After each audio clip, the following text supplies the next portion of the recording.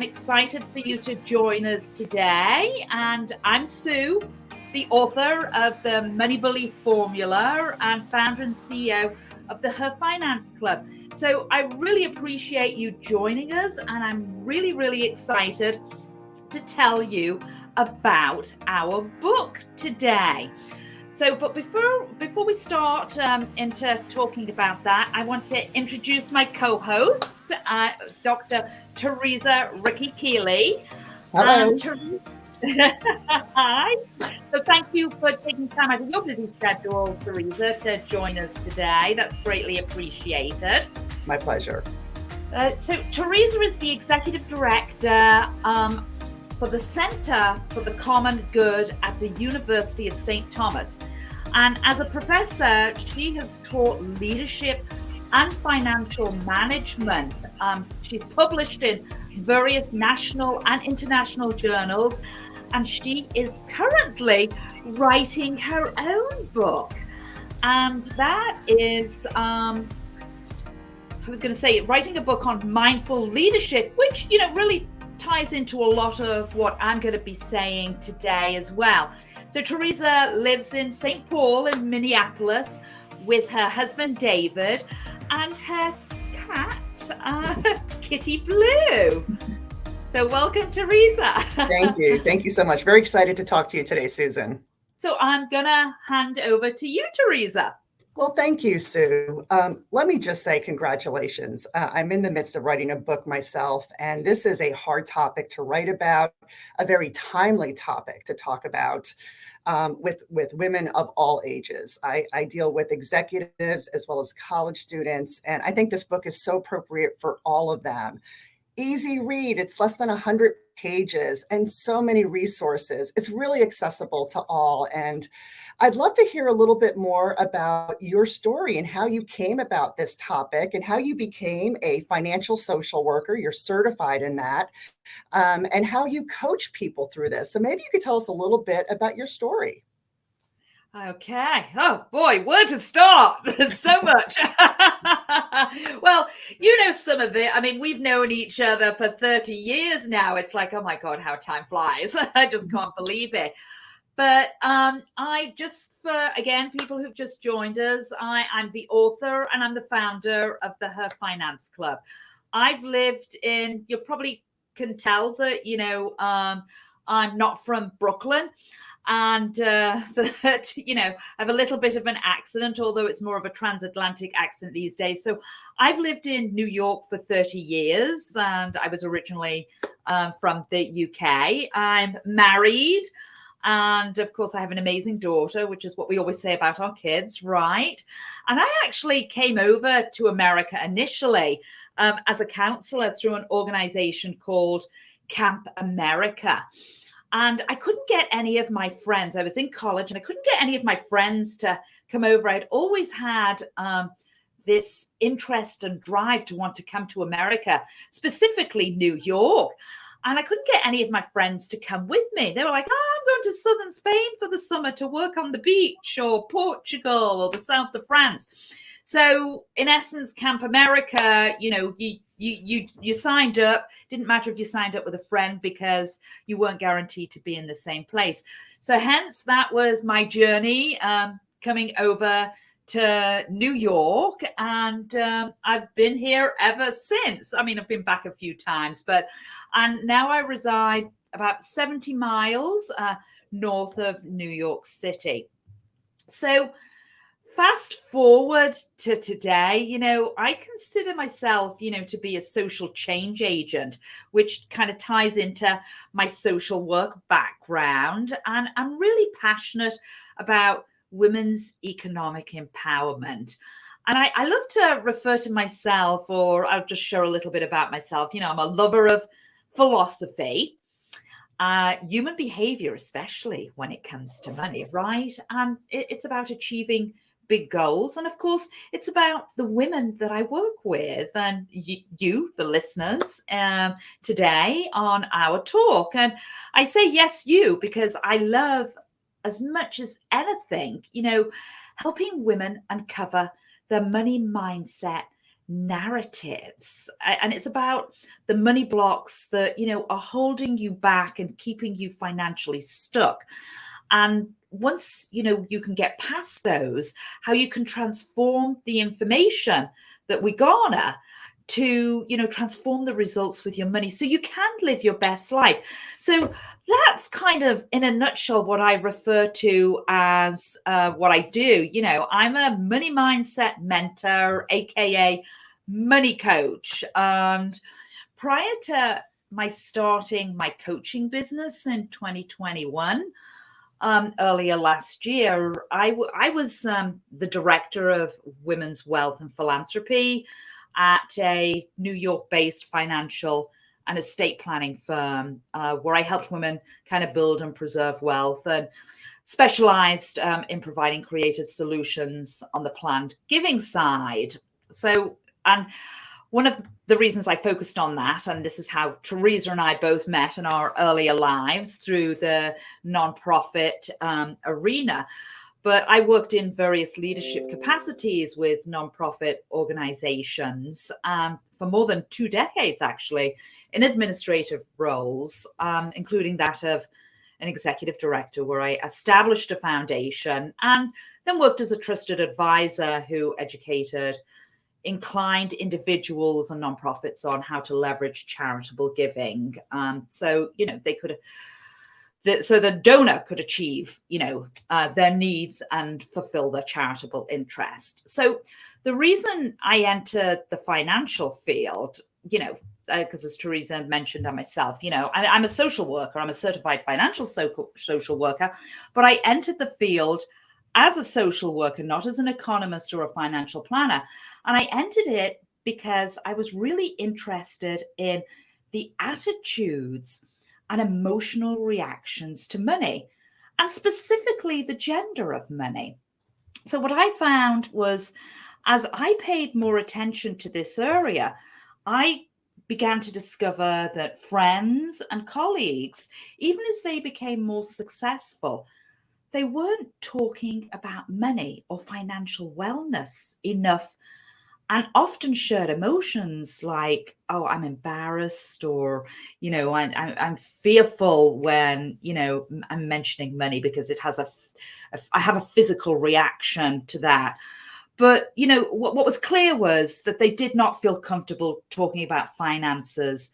And this still was considered a social taboo. Now, I know 30 years, I don't even know if we do it today, and we shared an office. Theresa had to share an office with me. I was a smoker at the time as well. So, but, we never sat and said, well, how much are you getting paid? And what did they offer you when you started the job? So this is one thing that as women that we face. There's this social taboo. We tend to talk about sex, drugs, and rock and roll before we'll actually start talking about money. So there's one area that I'm concerned about when it comes to our economic empowerment.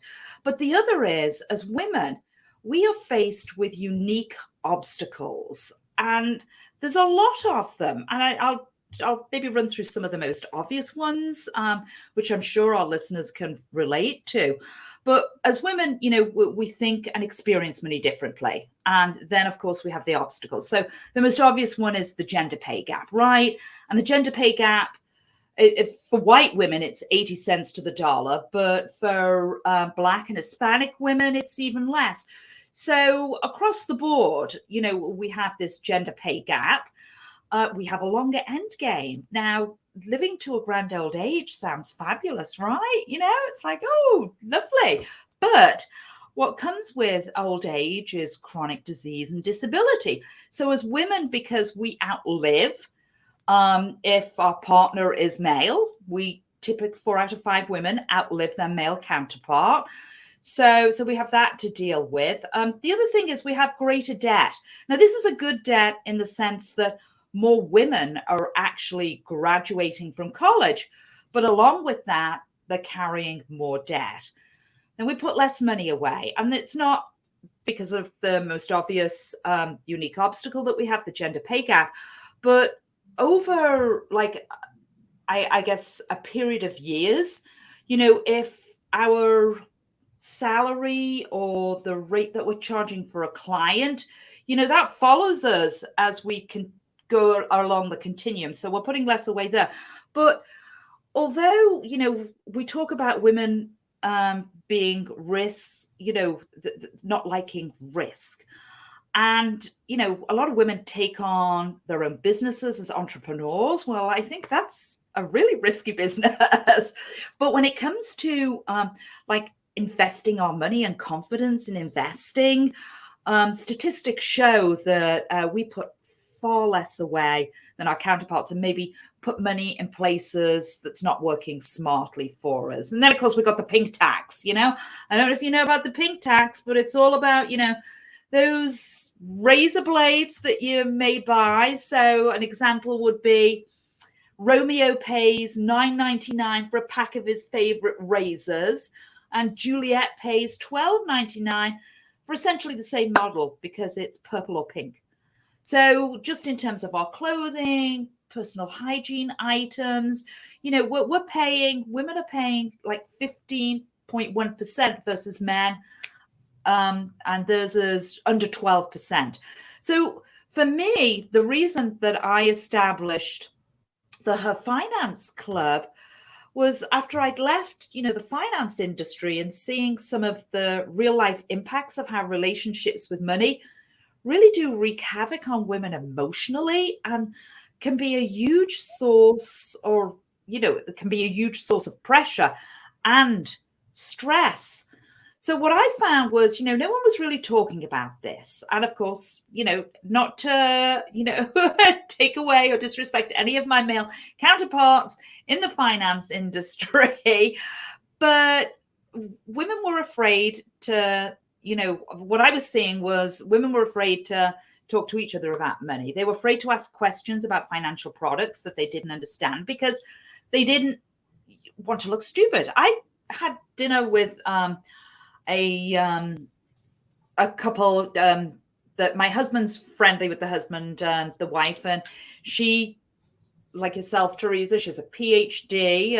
Hers is in nursing.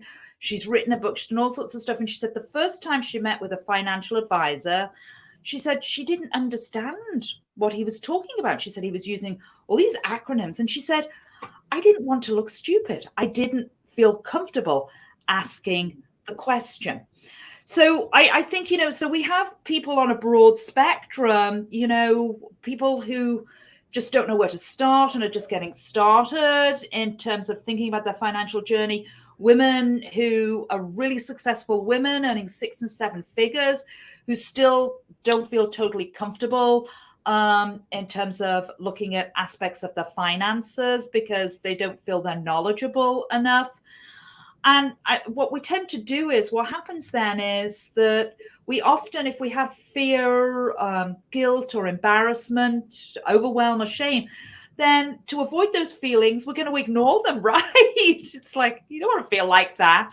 So I always like to quote, I'd like to share this quote with everybody. And I'm just seeing, I'm sorry, I just need to stop. I'm seeing a bunch of messages. Please make this link shareable. So if LJ, you can just check that people are able to see and hear us on the different platforms that we're on, that would be great. So a therapist once wrote, money questions will be treated by cultured people in the same manner as sexual matters, with the same inconsistency, prudishness, and hypocrisy. That was more than a century ago. And the therapist was Sigmund Freud. Now, here we are, more than a century later, right? And most of us have learned to talk more easily about sex, right? But what remains elusive and we're embarrassed and conflicted about are certain aspects of our own money stories. And this is from somebody more than 100, I think it was like 120 years ago, or 123. And we're still in the same place when it comes to feeling comfortable talking about our money. And I think part of the problem for women is, unlike men, money talk does not typically happen in our inner circle of friends, because, as we'd mentioned before, it's still considered a social taboo. So the money taboo, what that does is it's going to keep us ignorant of better habits and practices and perspectives. And it's going to keep us at the low end of the pay gap if we're not talking to one another about this. So when we don't talk about, no, who was the other one? Okay, so, and guess who shared this seasoned wisdom, right? It was, when we don't speak of something, we make it more powerful. Does anybody know who that was? I'm just going to see, put it in the chat if you know who that was. When we don't speak of something, we make it more powerful. And she's a British author and she's very famous. And it has something to do with magic wands as well. So anybody guess? All right, I'm just going to share. That was Harry Potter. Harry Potter said that. So I'm on a mission, and I know this is a very long-winded answer to your question. I've got to be careful at the time. Oh my goodness, it's 12 already. But I'm on a mission to socialize the idea that it's okay for women to talk about money, because knowledge is power, right? And when that knowledge helps you become more independent, it translates to empowerment. So my goal is to inspire 1 million women to start the money conversation, whether it be with their spouse, themselves, or with others in groups like the Her Finance Club. It'll allow you to become more connected with your money and less afraid of it. So the key is, the more we talk about money, the more we can open doors. And it's not just for ourselves, right? So we're going to be able to do the same for others. I know when I talk with women and we talk, and I know I'm digressing a little here, but, when we talk about salary negotiation or your worth when you're working as an entrepreneur, I mean, too many times I hear women are not negotiating, or they're not looking at their self-worth and the expertise and the value that they have to offer, and cutting themselves short. So, and it's not about just you, it's about all the women that are coming behind you. And that's why it's so important to make sure, you're taking time out to look at, or researching in terms of your field, what's the going rate for pay, instead of just accepting, oh, this is great, I've got a 10% increase. Go and do some research on your skill set in the industry and your knowledge sphere, and look at what's being paid. And then you have a starting point in terms of negotiating. So I've spent the last couple of years researching some of the challenges that women face around their relationships with money. And what I now know is that if we don't address our core beliefs about money, we won't be able to get the wealth we desire or create that abundance. So that was really a really impressive answer. And you had a lot of stuff in there. And I just want to explore and interrogate a little bit more, and also support what you've been saying, Susan. So I totally understand that women have their own bias and their own assumptions where they're not willing to even look at that. And having hired literally hundreds of people in both the nonprofit field and in academia, I think you're absolutely right. I think when women come in, it's not that they don't know what they're worth. They don't know how to negotiate. They're not confident with that. So when I coach women on how to get their next job or how to get a raise, we actually practice. And you would not believe the number of women who are afraid to even ask for a very, very tiny raise. And it's something that they have to actually do. It's kind of like that muscle memory about, let me practice this, because I can tell you, having made offers to men and women, men have no problem doing this. So it's not, I'm not blaming the victim for the gender gap, but we need to get much better at supporting us as women about how to have those conversations. And I will tell all of my students and all my mentees, ask for something. Ask for something, negotiate one thing. And I tell people about one job that I negotiated with. It took 3 days. It was three different asks. This person didn't have the ability to say yes to me, and it was painful. Can you imagine waiting 3 days before you know that you have a job, trying to negotiate what you think you're worth? And it takes a little bit of time and understanding and patience to get over that. But if they want you, they will do it. And they do it with men all the time. So it's something we have to really feel comfortable about.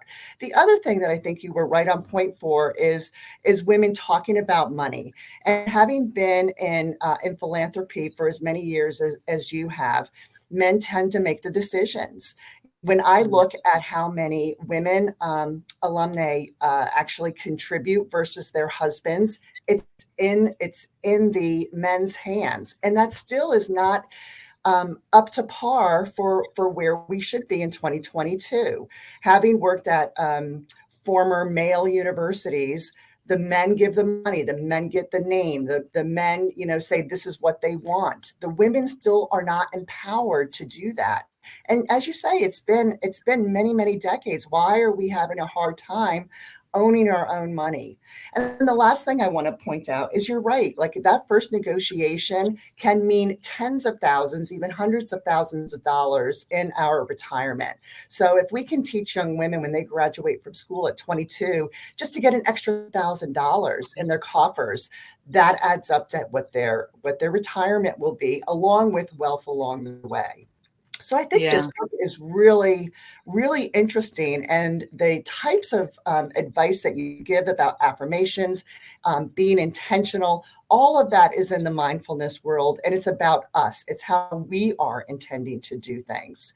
So we heard a lot about your story. And I would like to know a little bit more, not only about the inspiration, but like what are the meaty parts of the book? Like what does our audience want to hear today about what the book is about and what they can learn from it? Okay. Well, as I mentioned before, I'm inspired to, I want to inspire, I should say, women, 1 million women to start talking about the money conversation. And the more we talk about money, again, the more we can open doors for ourselves and others. So I thought, the book, what a great way to have, or garner more of an extended reach beyond the Her Finance Club. So that was one reason. But the other is, it's like money is so much more than currency. And it's, when you look at traditional finance and planning, it doesn't come into play at all in terms of, your emotions, your beliefs, your money story. So Right. for me, money it's a matter of belief and behaviors that's fraught with emotions. And I've mentioned some of them before: shame, fear, pride, control, competition sometimes, and Power.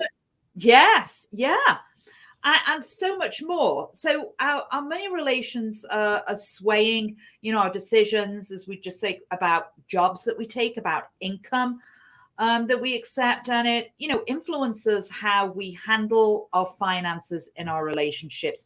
So when I sum it up, I think money represents so much more than a tool for life. Yes, we do Maslow's hierarchy. We need money to meet our basic needs, whether it pay our rent or our mortgage, Sure. feed ourselves and clothe ourselves. But we have to start thinking about it from the, a mindset matter, because as it said, it revolves around our beliefs, and our beliefs drive our behavior, which in turn create the results that we have with money. So for me, this is the foundation when it comes to, being successful with wealth. And I just want to share with our audience, it's just some, did you know?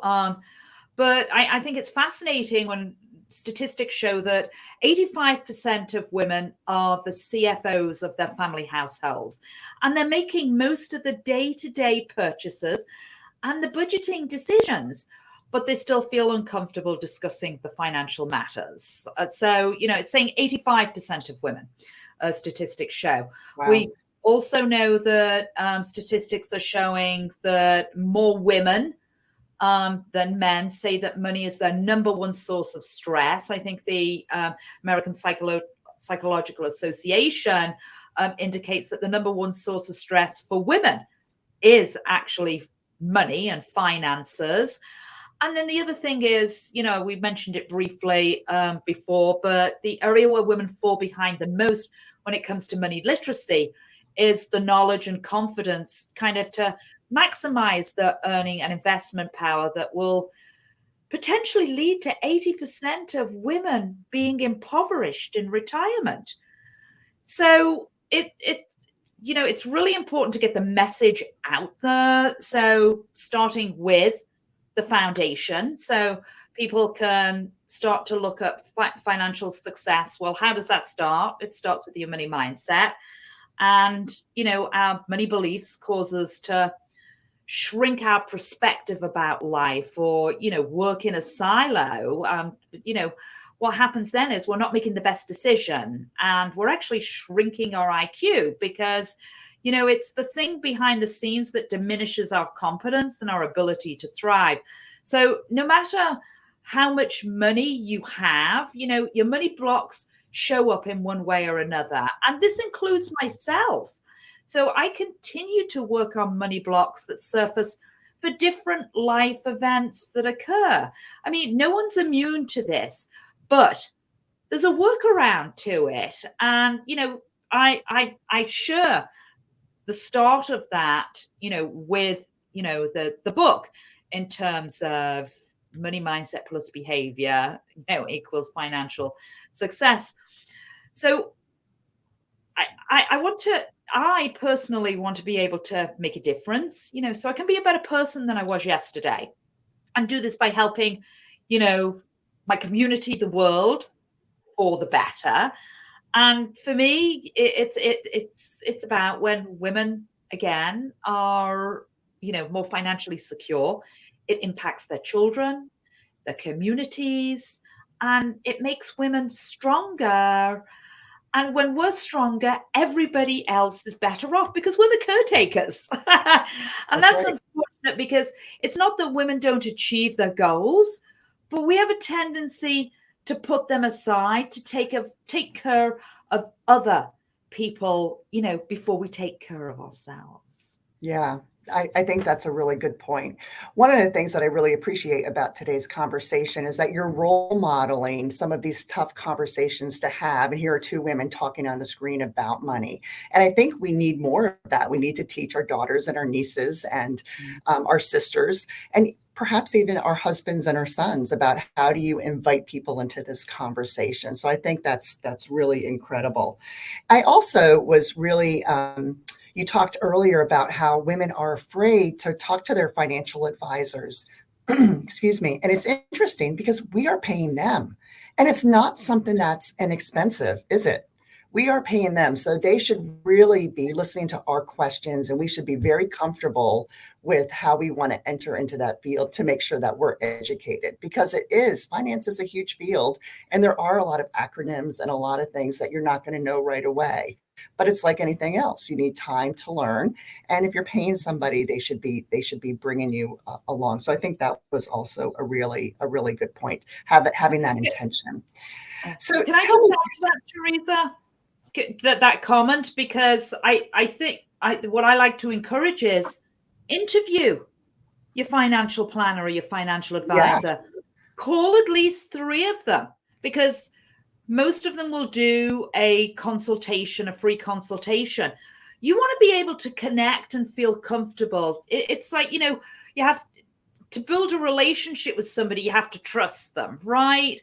And it really, you want to be able to jive with this person and connect. And so if you're going to talk to somebody and you tell them, I'm new to this, I don't understand the acronyms, and they continue to talk to you in what you consider to be French, then they're not the one for you.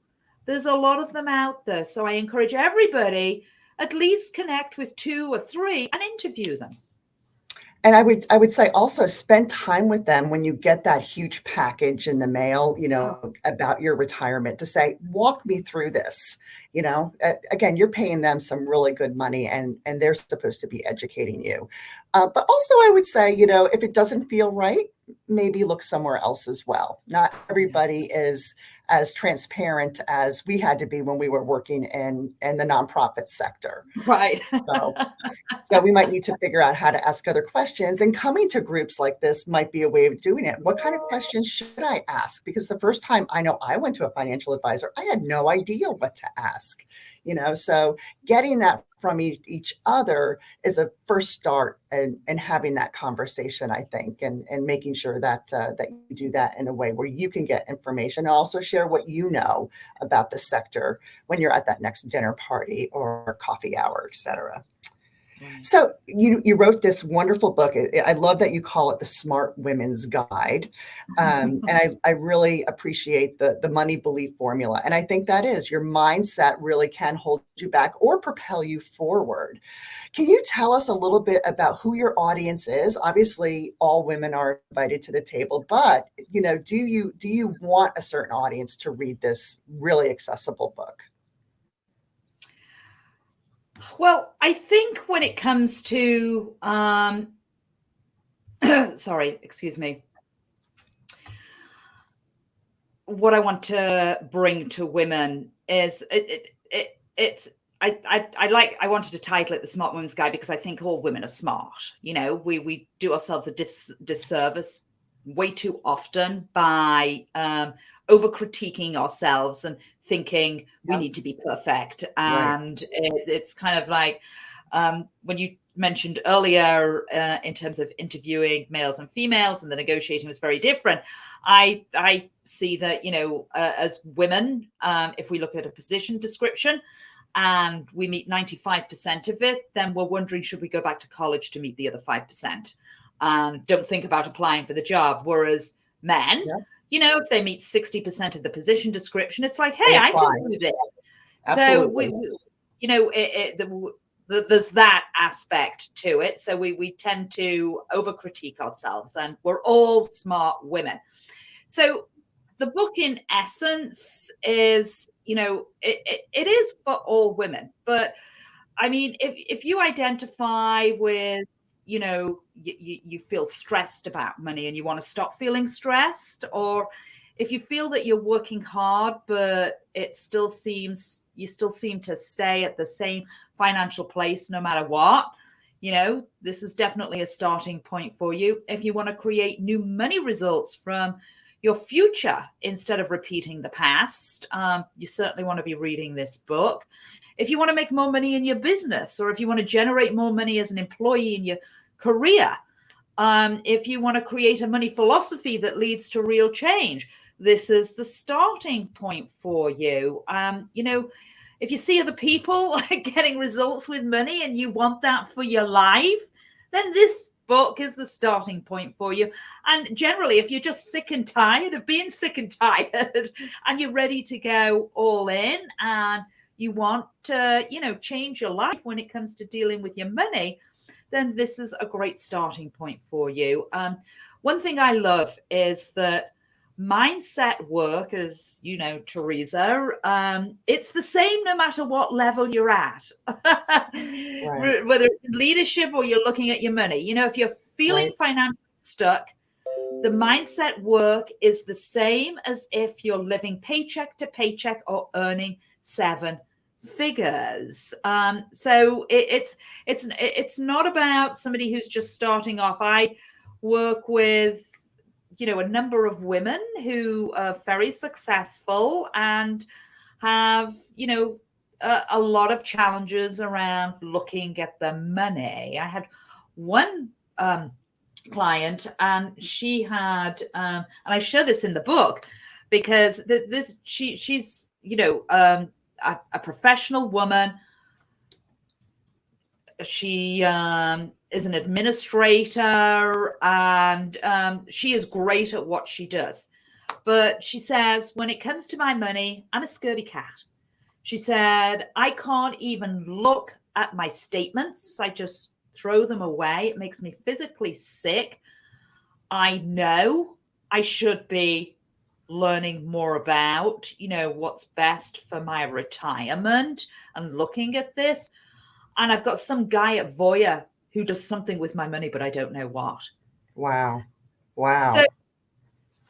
I think, so across when it comes to mindset, really, it's across the board. It's not about, when we start talking about financial literacy, people are at different levels. Some people, can be very astute and be investing, and other people are just starting out. But regardless, you have to look at, your mindset. No one ever achieves ultimate financial success without working on their relationship with money, no matter how good their money system and wealth growth is. And the thing for me is, as women, we can shape the 21st century by accepting the power and responsibility that's associated with money. And, again, it's not just for us. We want this for our daughters, our granddaughters, and other young women.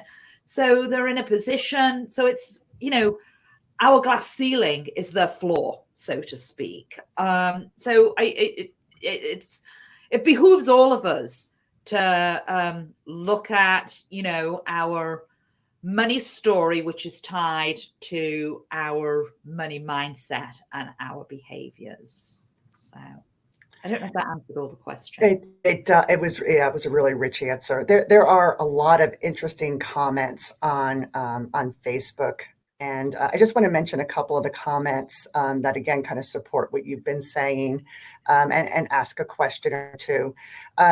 So it's funny, one Facebook user mentions that women spend more money on enrichment activities for children, right? And that comes back to that whole mothering. I have to take care, I have to nurture. And men tend to spend things on themselves. And I don't know if you discuss this with women, like how to have these interesting conversations about money in the family. Where does my money go to versus where does my partner's money go to? And in my experience, I think that is true. I've seen a lot of people where the money is the power divide is very clear, and clear in that. We also have another question about what percent of women are actually in a financial position to go to a financial planner. And I know that you're not a financial planner, that you're just getting people comfortable with this. And I might even take a stab at this too, to say, even if you have an extra $100, you can meet with a banker and discuss whether that's better in a savings account or a CD or a money market. I mean, it could be something that doesn't even cost. But maybe you could talk a little bit about the family situation, and at what point should women start talking to somebody, knowing that talking is free, right? You don't have to commit to anything just to start to have a conversation. Right. Well, I would certainly say in the family situation, especially if you share financial resources with a partner, that's a biggie. So we all have our own unique money stories. I mean, I have 3 siblings and we all grew up in the same household and we all have different money stories. So, it's important to recognize that, we're all unique when it comes to that. And whatever we took away growing up, it's typically those verbal and nonverbal messages we picked up as a child, right or wrong, that kind of creates the beliefs and the behaviors that we have as we get older.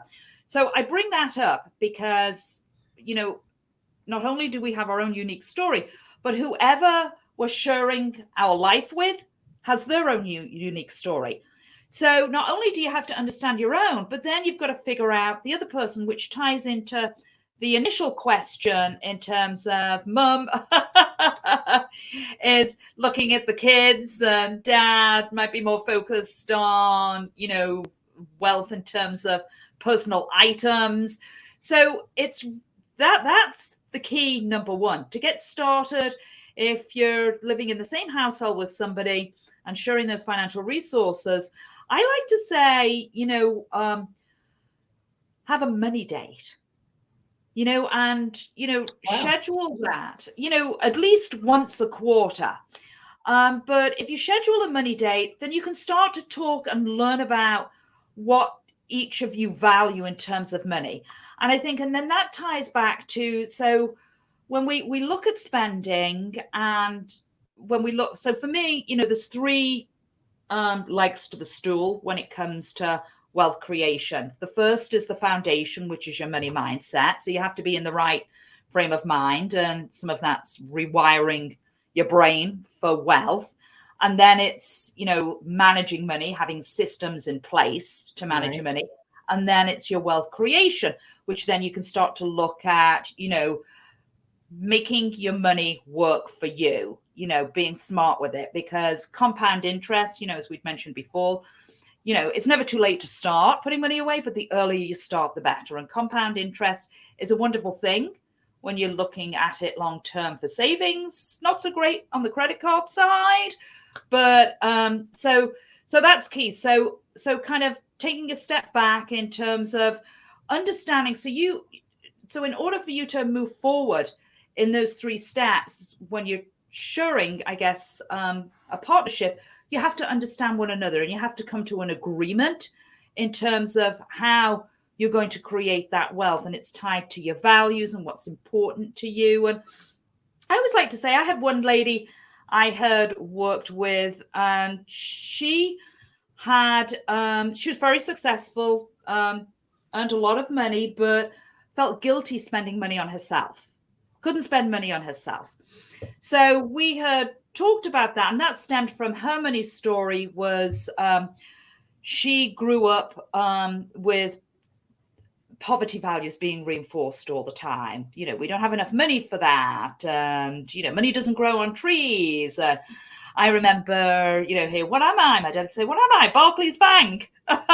So these kind of messages what stick with you. And then she discovered, I think when she was 14, they were out having ice cream in town. And then she discovered her father owned the local Dairy Queen. So obviously he had a lot of stuff going on with his own money story. But the crux of the point I'm trying to get to is, so what we did was we were able to identify the different buckets where things went. She was earning enough money to invest money. She was earning enough money to have, she had her emergency fund, and she had her short-term goals. So then what we did was we created an account that money automatically went into, and this was her special spending. You don't have to feel guilty because everything else is taken care of. This is for you.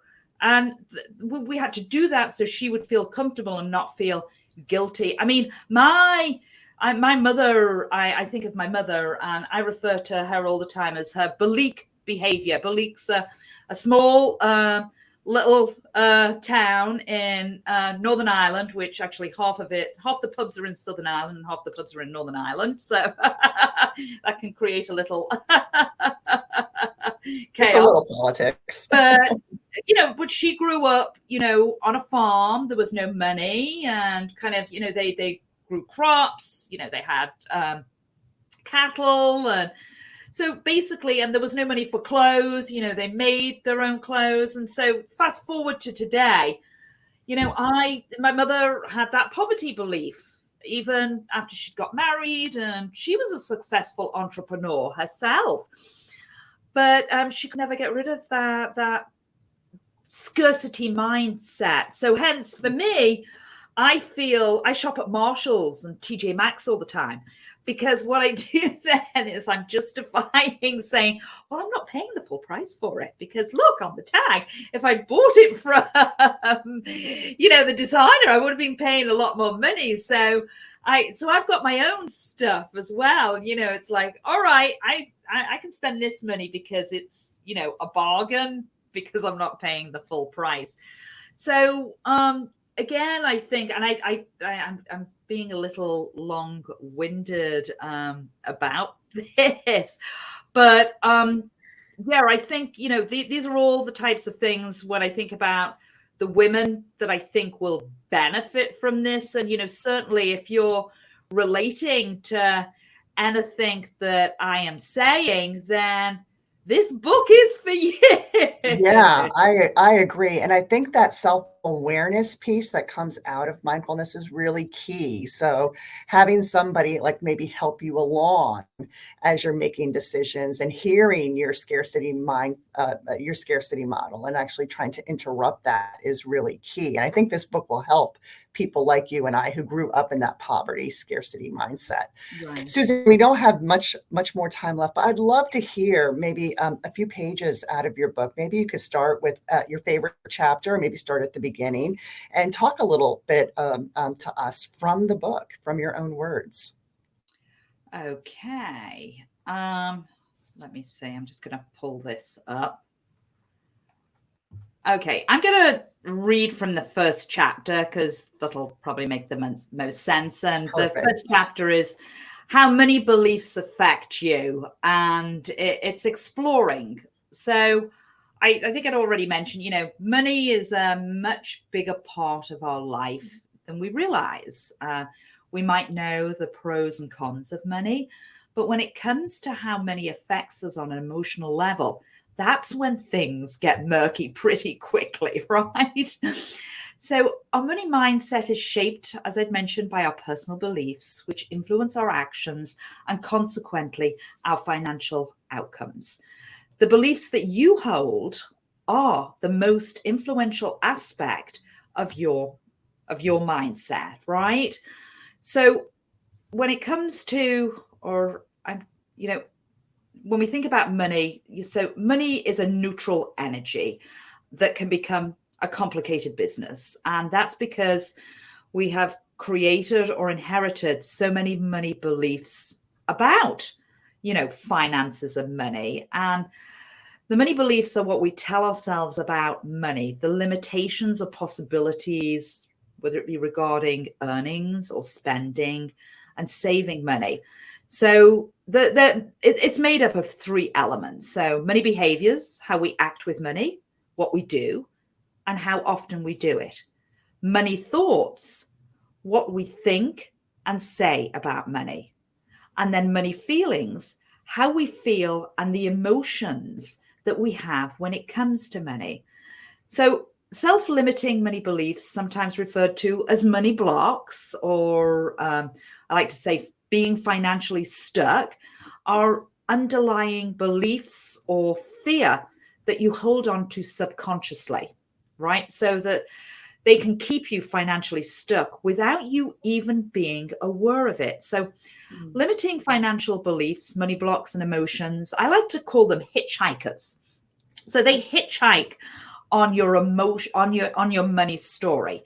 And this causes self-sabotaging behavior that's going to keep you in a financial rut. So examples could include, avoiding paying your bills or eating out too frequently, buying gifts that you can't afford, living paycheck to paycheck. Because again, I just want to emphasize that every decision is a choice, but we have to realize that that's a choice. And, your money habits, they're directly tied to these money beliefs. So therefore, how you handle them can either help or hurt your financial situation.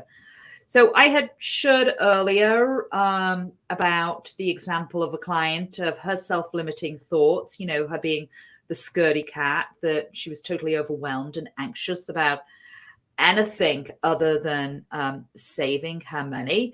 And what we have to recognize is that when you ignore and avoid your money, what you're doing is you're giving away your control. You're giving away your financial power, which leads to the emotional and financial instability. So, moreover, I would say, money beliefs affect how happy or stressed we are about a financial situation. And in the absence of self-confidence, we're less likely to take the required steps to improve our life. And I just want to emphasize this because this is based on statistics. This is, neuroscience. And neuroscience has found that 90% of our decision making is unconscious. Can you believe that? That means that the beliefs and patterns in our unconscious mind are determining what we want to do next. So I don't know if anybody's ever experienced, have you ever experienced you get in the car and your destination's 10 or 20 minutes away, and you get there and you're like, oh, God, I don't remember driving here. And that's because the brain has a default mode. So once you do something a couple of times, it defaults to that map. Now, whether that's good for you or not good for you, but the brain also wants it to make it easier so you can multitask. So, for example, if you're driving, then it's like, this will help you, maybe listen to a podcast at the same time, or listen to music, things of that nature.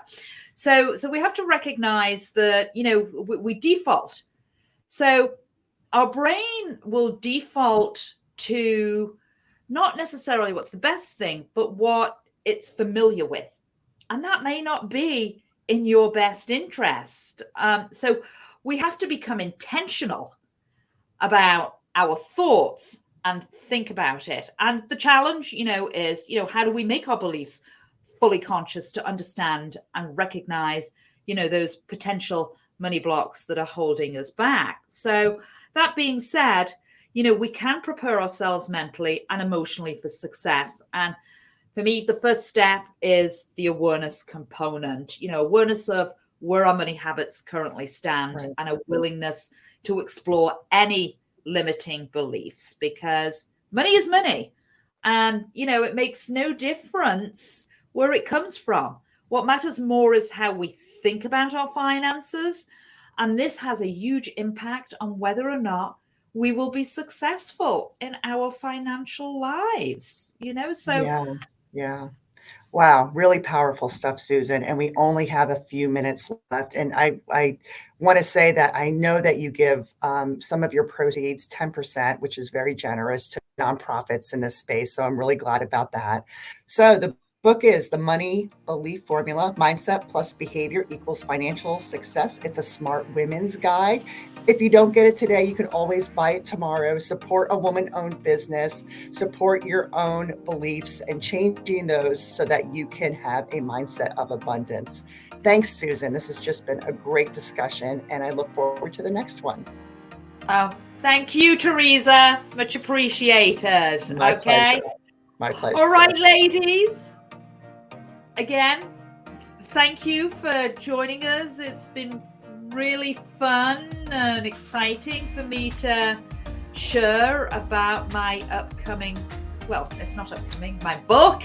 So, download it because it's going to change your life. All right. And feel free to reach out to me. I'm on LinkedIn, I'm on Facebook, and I think we have those links out there. And we've got the website link. So there's no shortage of platforms where you can connect with me. So again, everybody, I wish you whatever holiday you're going to be celebrating coming up. Enjoy, and here's to your financial well-being. Take care, everybody. Bye-bye. Bye. Thank you, Theresa. My pleasure.